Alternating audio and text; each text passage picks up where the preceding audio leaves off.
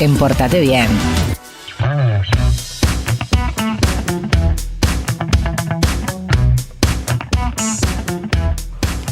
Bueno, me pongo un poco más seria ahora porque vamos a hablar de el drama de mucha gente que vive en situación de calle. Y otro drama que es la falta de datos precisos que maneja el gobierno de la ciudad de Buenos Aires. Esto lo venimos diciendo hace un montón de tiempo. El hecho de que se contabilice mal eso tiene un montonazo de consecuencias que cada uno de ustedes podrá imaginar, pero esto tiene que ver con también la posibilidad de poder ampliar, por ejemplo, los dispositivos, las vacantes que hay en los dispositivos operadores, como los llamamos normalmente. Claro, si vos no tenés un número certero de por lo menos aproximadamente la cantidad de gente que hay viviendo en situación de calle, muy difícilmente puedas aplicar políticas tendientes a tratar de mejorar esa situación. Desde hace algunos años la situación de cómo se releva este tipo de cuestiones está enfrentada a una polémica muy importante porque tiene que ver con la metodología, tiene que ver con quién la hace, y me pareció muy interesante traer justamente este relevamiento que se hizo, que se llama Contar la Calle, que son 15 organizaciones sociales que trabajan desde hace mucho tiempo con la temática de personas en situación de calle, que hicieron esto, relevar cuántas personas están viviendo en estas condiciones, incluyendo además consultas sobre tema salud, violencia institucional que sufren, es decir, va mucho más en profundidad de saber cuál es el número puntualmente, sino, digamos, de tener un panorama un poco más amplio de la situación por la que atraviesan. Y lo interesante es que esto lo hicieron solamente en la Comuna 1. Ahora vamos a meternos en algunos detalles. Los datos se comunicaron hace algunos días nada más en la Facultad de Sociales de la UBA, porque también estuvo interviniendo en este relevamiento. La idea era saber cuántas personas sobreviven de esta forma en esta comuna particularmente. Ahora vamos a ver en detalle cuáles son los barrios que componen esta comuna. Un cuestionario que incluía preguntas sobre cuánto tiempo hace que viven en situación de calle, si padecieron efectivamente, como mencionábamos, violencia institucional, fueron consultados sobre su estado de salud. Y esto fue pensado desde el 2024, de finales del 2024, con una metodología muy novedosa, como lo cuenta, y ahora vamos a escuchar la voz de Paola Vázquez, que es de la agrupación Abrigar Derechos, que fue una de nuestras interlocutoras a la hora de hablar de este relevamiento muy importante e impactante, ahora lo van a ver, que se llama Contar la Calle.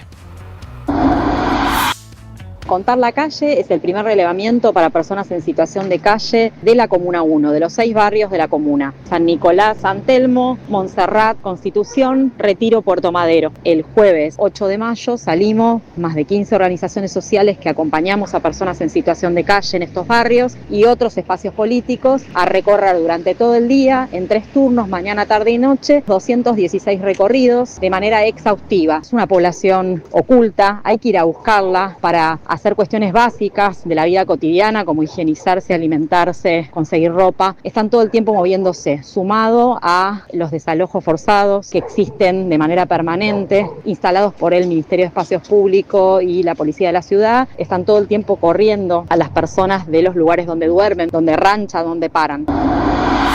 Por eso es bastante complejo armar, digamos, todo el dispositivo para este relevamiento. Como contaba ahí Paola, son 250 las personas que estuvieron ahí en todo este dispositivo.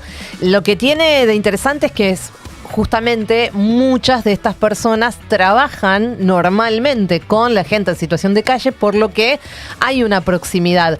además saben cómo abordarlos, porque eso también es dificultoso, justamente por lo que cuenta Paola, que son personas que sufren permanentemente la violencia institucional. Entonces, generalmente cuando ven a alguien que quiere acercarse para hacer preguntas y qué sé yo, bueno, es obvio que no se van a quedar ahí muy tranquilamente. Por supuesto, todo esto fue anónimo, aunque sí reforzaron la manera de que, por ejemplo, no se duplicaran los números de las personas que estaban en situación de calle. Por eso, en esta segunda parte, Paola habla más sobre esta metodología que implementaron.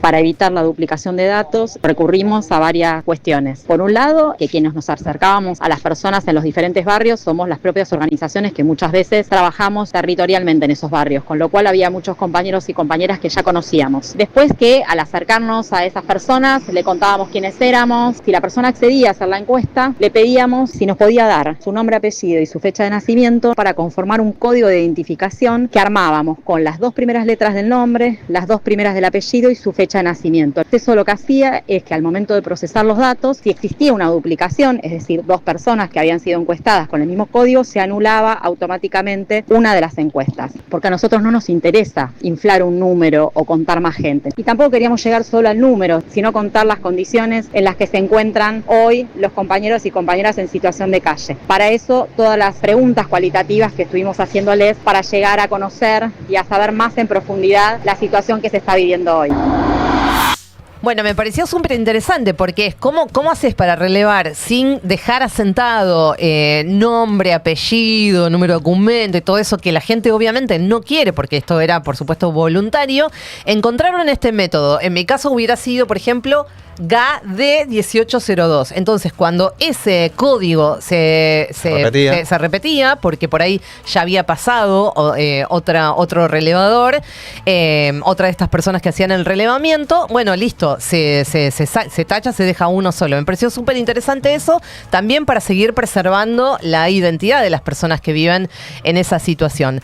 Ya habían realizado otros censos en 2017 y en 2019 estas organizaciones. Quiero mencionarlas para que ustedes también conozcan quiénes son, además de Abrigar Derechos, de donde milita Paola. También No Tan Distintos, la Escuela Isauro Arancibia, Amigos en el Camino, Sopa de Letras, AMAR, la asociación AMAR y Casa Roja. Junto con ellas estuvieron, como decíamos, también la Facultad de Ciencias Sociales de la Universidad de Buenos Aires, que está ahí en Constitución, la Universidad de las Madres de Plaza de Mayo, también ahí aportaron relevadores y procesadores de todos los datos que fueron obteniendo. La verdad que hicieron un laburo tremendo. Por supuesto, la pregunta que sigue claramente es cuál fue el resultado. No los sorprenderá seguramente cuando les diga que esto es dramático. Tengan en cuenta que estamos hablando de una sola comuna, de todas las comunas de la ciudad de Buenos Aires. Esto lo va a contar Jorgelina Di Iorio, que es investigadora del CONICET, militante de la Asamblea por los Derechos de las Personas en Situación de Calle. ¿Con qué se encontraron? Lo que se contó son 1.483 personas que están durmiendo en el espacio público, o sea que no están usando en el momento que los encontramos ningún dispositivo de alojamiento, y eso en una sola comuna es más que lo que encontró el gobierno de la ciudad en noviembre del 2024 en la misma situación, o sea, estando en la intemperie en las 15 comunas, que fue 1.286 personas. Del total de personas que encontramos, la mitad contestó la encuesta. De esa mitad tenemos información cualitativa sobre la trayectoria de las personas. Encontramos que el 25% hace menos de un año que está en situación de calle. Para una comuna, aproximadamente 271 personas que están desde el último año en situación de calle, que es un montón. El otro dato significativo es que un 23% hace más de 10 años que está en situación de calle, incluso un 30% está hace más de 5 años. Bueno, números tremendos para analizar también, sobre todo la cantidad de gente que hace menos de un año que cae en estas circunstancias, que no tiene otra opción más que ir a dormir a la calle, que estar en situación de calle, y después también, por supuesto, todo lo estructural que significa que haya un porcentaje muy alto de gente que hace más de 10 años que viva en esta situación. Lo cual te muestra lo difícil, ¿no? Que es salir una vez que llegas a esa instancia, ¿no? Absolutamente, eso justamente era lo que iba a decir. Nos habla de la dificultad de poder, digamos, cambiar esa condición. Muchas de las personas que fueron los relevadores y procesadores fueron gente que estuvo en situación de calle. Por eso es interesante que ellos pudieran transmitir su propia experiencia de cómo hacer para de poder, digamos, ir revirtiendo esa situación. Siempre, por supuesto, tienen que estar ayudados. Hay gente que tiene que colaborar y en lo institucional, por supuesto, en lo estatal ni hablar, recontra. Y obviamente estamos muy alejados. Y esto me parece muy interesante cuando se habla de la violencia institucional y por qué también no se utilizan los dispositivos del gobierno de la Ciudad de Buenos Aires, que en todo caso debería ser como un paso previo para poder empezar a revertir esa situación. Bueno, estamos tan lejos de que esto suceda así. Y cuando hablan de ¿por qué no van a los paradores? Bueno, acá Jorgelina Di Iorio, la investigadora del CONICET, nos cuenta por qué. Lo que encontramos es que 8 de cada 10 personas que contestaron la encuesta refirieron haber sufrido un hecho de violencia institucional. Lo que más aparece es que esta violencia fue ejercida de una manera combinada por las fuerzas policiales, en general de la ciudad, y funcionarios de espacio público. Después, en relación con los dispositivos de alojamiento, lo que indagamos fue si concurrían a los CIS o, como dicen las personas, a los paradores, y lo que encontramos es que 7 de cada 10 personas deciden no ir. Y entre las causas que mayoritariamente aparecen, no es una única causa, pero aparece no querer ir por falta de privacidad, por maltrato por parte de quienes trabajan en estos dispositivos, por rigidez en las normas, que a veces les impide ir a trabajar, otras actividades de la vida diaria, y por robos o cuestiones de violencia dentro de los dispositivos. También quienes dijeron que sí habían concurrido en los últimos 6 meses, más o menos 3 de cada 10 personas que contestaron, la mitad de esas personas dijo que su experiencia fue mala. Bueno, hablando de la experiencia mala, ahí las chicas me contaban también algunas cuestiones que podían conversar con la gente en situación de calle cuando le preguntaban esto, digamos, por qué no iban a los dispositivos, por qué no iban a los paradores, y ahí recogimos algunas de las cosas que les mencionaban. Dice que les hablan, nos hablan como si estuviéramos en un pabellón, Claro. ¿no? Como si estuviéramos presos. En una cárcel, presos. Y así dice, nunca me voy a incluir en la sociedad. Así mi lenguaje va a seguir siendo el mismo que cuando estaba preso o en la calle. Esto me parece súper interesante cuando hablamos sin saber por qué mucha de la gente que vive en esta situación no va a los paradores. Refuerzo entonces el tema de los números, más allá de que esto amplía un poco la visión, el panorama de lo que pasa con toda esta cantidad de gente, pero insisto con esto que nos contaba Paola y también Jorgelina, que es que en noviembre del 2024 el gobierno reconoció aproximadamente 1.230 personas en situación de calle en toda la capital federal, algo que por supuesto las organizaciones sociales mencionan que podría existir únicamente en la Comuna 1. Recordamos que el número que relevan es mucho más alto, estamos hablando de 1.463 personas mayores de 18 años que utilizan el espacio público para dormir.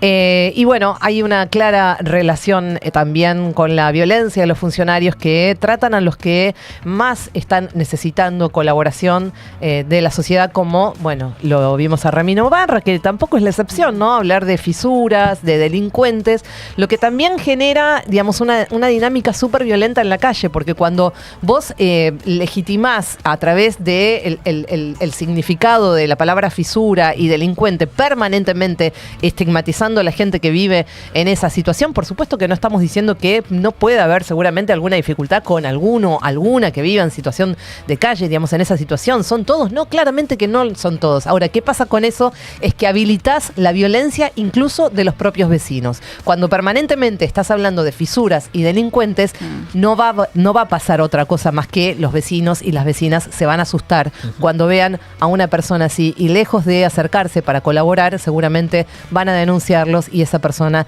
va a terminar de alguna manera nuevamente estigmatizada, presa o tratando de que alguien le cobre una multa como pretendería el señor Marra. Claro, está bueno esto que dice Gaby, porque creo que en la ciudad no terminan de entender bien por qué este número que escuchábamos recién, ¿no? 7 de cada 10 eligen no ir a los paradores. Bueno, por todas estas cosas que están sucediendo. Sí, son bueno muchos más. Sí, obvio. Las cuestiones por las que no van, por ejemplo, en algunos nos los dejan ir si hay una pareja, un hombre, una mujer. Separan familias. Separan familias. No te dejan quedarte con tus cosas. Con tus mascotas. Y mucha gente es lo único que tiene por ahí es una mascotita.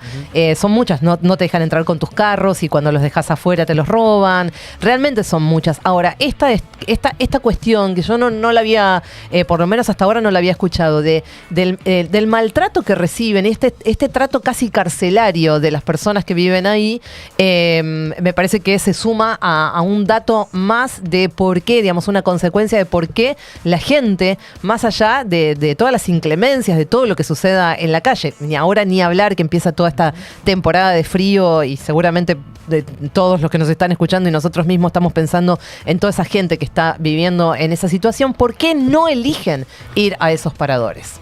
Muchísimas gracias, Gaby del Elisi. 11 de la mañana, 35 minutos nos queda, un ratito más aquí en FMR, así que pásense por nuestro canal de YouTube, que hasta las 12 nos estaremos acompañando mutuamente.